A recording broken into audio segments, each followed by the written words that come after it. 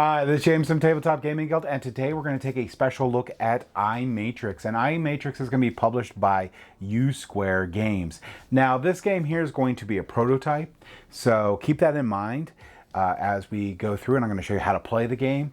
And then we're going to come back, and I'm going to give you my final thoughts.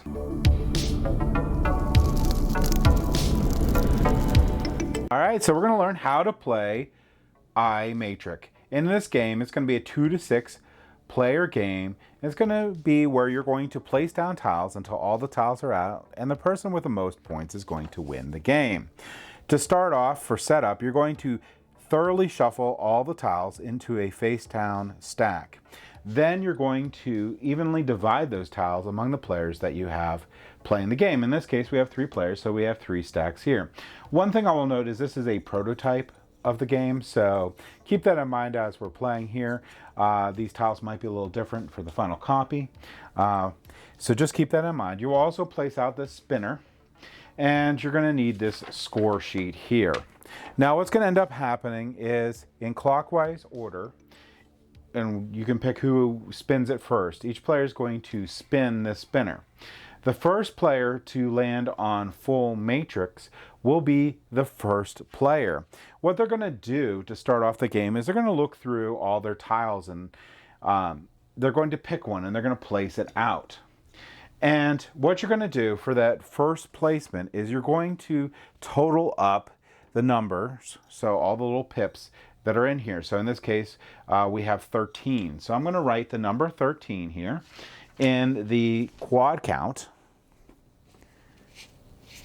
I'm going to cross off connect count, and that'll be the first player. So the first player will score 13 points. Over here, we'll also put in the spinner code, which is going to be full matrix. Now, the person to the left of that player is going to be player 2, and the next person is going to be player 3. Player 2 is going to take their turn. So for player 2, they're going to take a look at all of their tiles here and pick one to place out on the board. All right, so let's say I pick this one, and I can pick how I place it on there. So I might want to place it, well, we'll go ahead and place it here. We'll place it, let's see. We'll place it this way. And there's rules for placement. They're pretty simple. You're basically going to have to do a staggered placement, so there's going to need to be gaps. So where that's a legal placement, this is not legal, but this is legal. So that is going to just be in general how you're going to be doing the placement. But after you place it, you're going to score. You're going to write down your quad count, and you're going to write your connect count on there. So in this example here, if we do the connected count on here, it's going to be this 6 plus the 6 plus this 8 plus this 3. And then you're going to put that number here for the connected count. Your quad count is simply the sum of all dots on each matrix tile. So you just add them all up. And that will be your quad count here. And then the player is going to spin the spinner, and this is going to determine how they score. Now, if they land on skip, like I did, then they would skip their turn. You're going to rotate the skip there. You're going to still have the scores on here that you're writing down, but you're going to notate the skip. If you do full matrix here, you're going to score for all the dots, so you're going to get that quad count. If you do around the world, which is this guy right here, you're going to get the quad count minus the connected count, and that'll be your score. If you get matching only, so if we get matching only, you're going to pick how you're going to score. And the matching only, you're going to have to pick the lineup of all the ones that are the same number. So in this case, I have 2 6s. But if I had more, like a 6 here, and it came in a big line, I would add those up, and that would be my score. So those are the 4 different scoring methods that you have in the game. So we're going to continue on doing this. You're going to place your tile. You're going to write down the quad count and the connected count, and you're going to spin that spinner and score. And we're going to continue until all the tiles have been played. When that's done, we need to verify that the quad count column equaled 480. That means that we total that all up properly.